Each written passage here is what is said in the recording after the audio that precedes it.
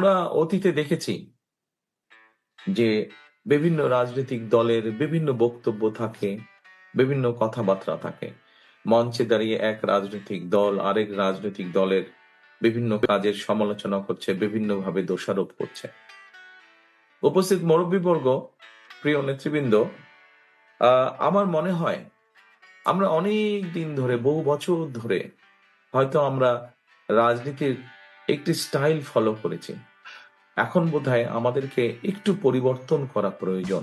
আমাদের রাজনীতিটাকে শুধু slogan, meeting, মিছিল এর মধ্যে আমরা সীমাবদ্ধ রাখতে চাই না।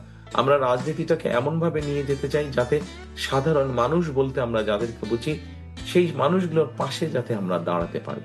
খালেদা জিয়া যেমন আপনাদের পাশে ছিলেন, ঠিক খালেদা জিয়ার দল বিএনপিও ইনশাআল্লাহ আগামী দিনে শক্তভাবে, দৃঢ়ভাবে আপনাদের পাশে থাকবে।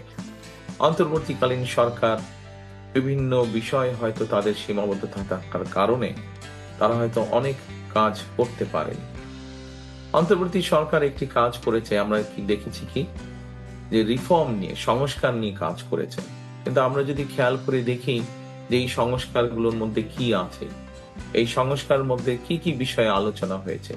এই সংস্কারের মধ্যে অধিকাংশ বিষয় যেগুলো আলোচনা হয়েছে, সাংবিধানিক বিষয়ে আলোচনা হয়েছে, আইনগত বিষয়ে আলোচনা হয়েছে। এই সংস্কার প্রস্তাবগুলো যেগুলো এসছে, এগুলোও ভালো, এগুলোও প্রয়োজন দেশের জন্য, দেশের মানুষের জন্য, ভবিষ্যতের জন্য প্রয়োজন। কিন্তু যেই কথাটি বলছিলাম যে আফিয়ার মতন যারা সন্তান আছে, আফিয়ার মায়ের মতন যে অসহায় মানুষগুলো আছে, এই মানুষগুলোকে নিয়েও তো আমাদের চিন্তা করতে হবে। এরা তো এই দেশেরই সন্তান।